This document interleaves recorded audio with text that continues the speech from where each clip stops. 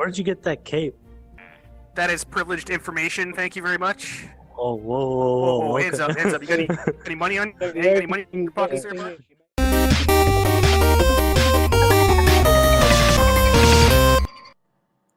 Hello, this is Eden with Helixx VR. Today I'll be reviewing OrbusVR, which bills itself as the first VR MMORPG. I'll give a disclaimer first. The scale of this game is as such that I've still not experienced all it has to offer. I have, however, spent a good 7.5 hours with it. It's also continuously making fixes and will be adding more content over the early access period. OrbusVR is compatible with the HTC Vive and Oculus Rift. Unofficially, it also seems to be compatible with the Windows mixed reality headsets too. For locomotion, you can choose to either teleport or do a mixture of sliding and teleport. Being an MMORPG with mics on by default, my first concern was similarities to Rec Room with kids running around and people trolling you. I do have to say that the community seems to be brilliant though. People always seem to be helping each other out, whether it's explaining the way to go, how systems work, or in combat. You also get a lot of amusing moments from people just playing around, as seen in the intro. One example I often see is someone swooping in to the rescue while someone low on health runs away shouting for help. Another is a group of the magic class standing around together, teaching each other spells they've learned. The way the community works together is definitely a strong point of this game, but if you do come across issues, there are options to mute individual players or everyone. The community does really need to work together in this game, as by design, things go a lot easier that way. You're not given much direction and often have to figure things out by yourself or ask someone.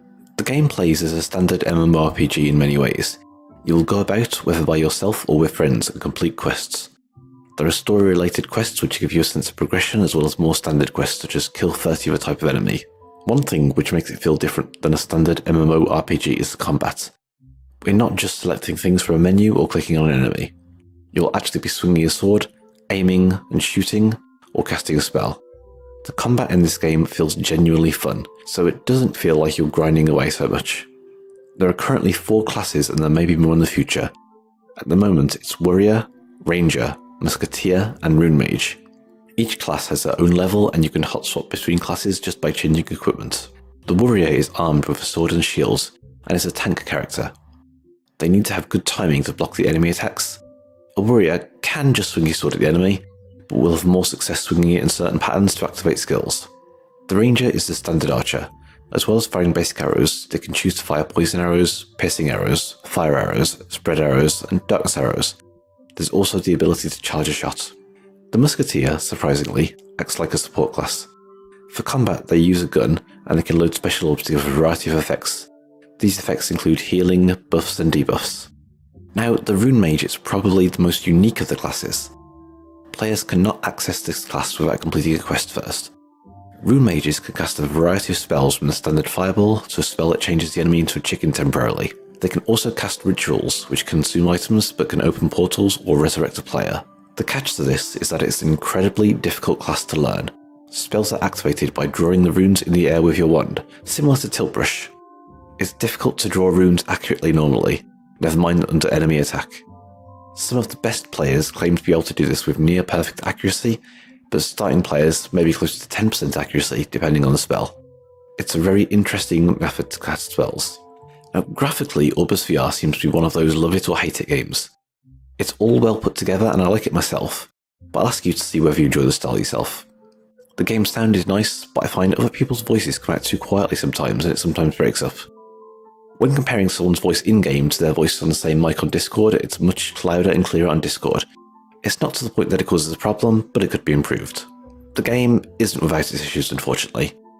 It's a bit rough around the edges in many ways. Some quality of life updates are on the way which should hopefully help. I've experienced desync on occasion, had to relog in. This is pretty rare though. And there's currently an issue with the smooth locomotion sometimes getting stuck and needing a teleport or backing away to escape, but that's on their fix list. This is probably the most annoying of the issues to me personally. There are a variety of other small issues too. Nothing that really puts me off playing, but just little annoyances. The main future issue I could see happening is losing community and not having enough players to make it worthwhile. That said, according to VR LFG, in the last 24 hours, the game has had between 181 and 50 players online at any time, so at the moment it's fairly busy for a VR game. I've seen quite a few people say that they're interested but put off by the price, which doesn't really help numbers. but there do seem to be many who are enjoying it enough that they're spending most of their free time in Orbus. Now, OrbusVR is fairly pricey at $40, €40, or £35. It uses the Guild Wars model, where you pay for the game but there's no subscription fee, unlike most MMORPGs. There may be expansion packs in the future, where you'll be able to access the current content, but need to purchase the pack to access the new content. From the amount of content and the amount of hours this could be played for, I personally think it's worth it as long as you enjoy MMORPGs, but think it will also appeal to those who are put off by the nature of the combat and grinding in most MMORPGs. A lot of the fun is tied up in the community, so it may not be worth it to those who don't enjoy social games, but those who do will probably love it. To conclude the review, OrbusVR is a really enjoyable game. There's a lot of content and potential despite a few bugs at the moment. It's pricey, but will be worth it to those who want to put in the hours to it. To those who just want to play it casually, it's probably not going to be worth it, but MMOs aren't really ever casual games anyway. Once again, this was Eden from Helixx VR. If you'd like to see more content like this, please remember to like and subscribe.